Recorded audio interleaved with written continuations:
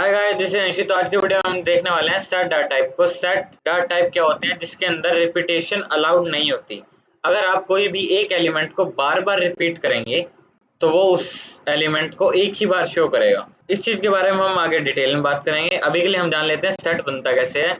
मैंने यहाँ पे s1 नाम से एक वेरिएबल लिया है और उसके सामने एक डिक्शनरी वाले ब्रैकेट लगाएं जिसको हम कर्ली ब्रैकेट या कर्ली ब्रेसेस बोलते हैं। अब अगर मेरे को इस सेट के अंदर कोई भी वैल्यू ऐड करनी है तो मेरे पास दो तरीके हैं। या तो मैं इसके अंदर जाके उन वैल्यूज का नाम डाल सकता हूँ 1 2 3 या फिर जो भी तुम नाम डालना चाहो। जैसे मैं यहाँ डालना चाहता हूँ डोरेमोन। मैंने यहाँ पे ये नाम डाल दिया। मान लो मेरे को कुछ और ऐड करना है इसके अंदर, तो यहाँ मैं लिख सकता हूँ s1 डॉट एड ब्रैकेट के अंदर जो भी मैं यहाँ एलिमेंट डालूंगा। लाइक मैंने यहाँ डाल दिया 18th ऑफ मई, मैंने यहाँ पे ये डाल दिया। अब जैसे ही मैं इसको एक बार प्रिंट करवाऊंगा तो वो मेरे को देखो आउटपुट क्या दे रहा है। वो मेरे को आउटपुट दे रहा है 1 2 3 18th ऑफ मई और डोरेमोन दे रहा है वो मेरे को ये आउटपुट। उसने वो चीज ऐड कर दी है हमारी s1 नाम की लिस्ट में।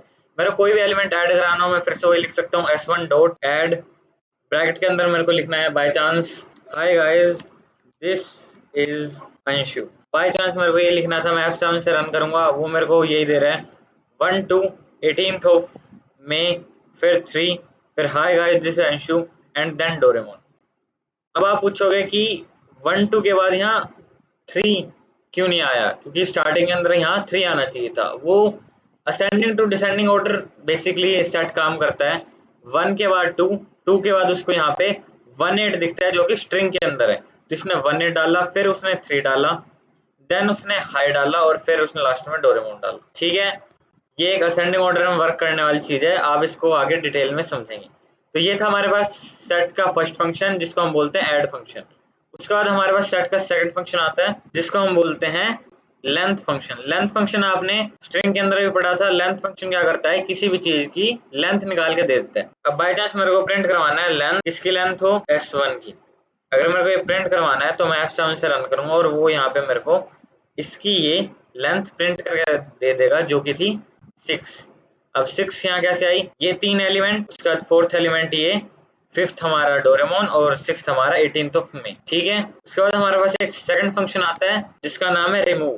अब मैं यहाँ पे लिख सकता हूँ s1 डॉट रिमूव। रिमूव नाम से आपको पता चल रहा है रिमूव क्या करेगा?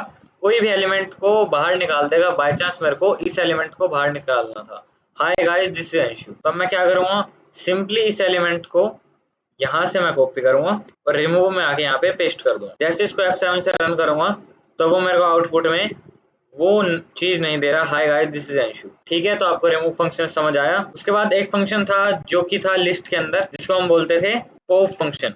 पॉप फंक्शन क्या करता था? जो लास्ट एलिमेंट होगा उसको रिमूव कर देगा। अब यहाँ पे हमारा लास्ट एलिमेंट डोरेमोन है तो वो उस चीज को रिमूव करेगा, बट यहाँ पे मैं कोई और एलिमेंट ऐड कर देता हूँ। बाय चांस मैंने यहाँ पे गिलहरी ऐड कर दिया। अब मैं अगर इसके अंदर पॉप फंक्शन लगाऊंगा, मैं यहाँ लिख सकता हूँ s1 डॉट पॉप। जैसे ही अब मैं इसको प्रिंट करवाऊंगा तो वो मेरे को आंसर में क्या दे रहा है? जो लास्ट एलिमेंट था जो कि था 1 फिलहाल के हिसाब से, तो उसने वो रिमूव कर दिया। यहाँ पे उसने 2 3 दिया है, 18th ऑफ मई दिया है, गिलहरी दिया है और डोरेमोन दिया है। तो आपको पॉप फंक्शन समझ आया? पॉप फंक्शन क्या करता है? लास्ट एलिमेंट को रिमूव कर देता है। उसके बाद अगर मेरे को पूरा का पूरा सेट डिलीट करना हो या क्लियर करना हो तो मेरे पास एक फंक्शन है s1 डॉट क्लियर। जैसे इसको मैं लिखूंगा, अब अगर मैं इसको प्रिंट करवाऊं तो मेरे को प्रिंट में कुछ भी नहीं दे रहा, सिर्फ एक सेट प्रिंट करके दे रहा है, यानी कि वो सेट क्लियर है। तो ये थे हमारे पास कुछ सेट के फंक्शन। इन सेट के फंक्शन को आगे हम हमारे प्रोजेक्ट्स के अंदर जब यूज करेंगे तब आपको इनके बारे में और अच्छी तरह डिटेल में समझ आएगा। अगर आपको इन सेट के क्वेश्चंस को प्रैक्टिस करना है तो हमारे क्वेश्चन सीरीज के अंदर time to time videos update हो रही हैं सेट के ऊपर, डिक्शनरी के ऊपर, स्ट्रिंग के ऊपर। आप उनको जाके चेकआउट कर सकते हैं।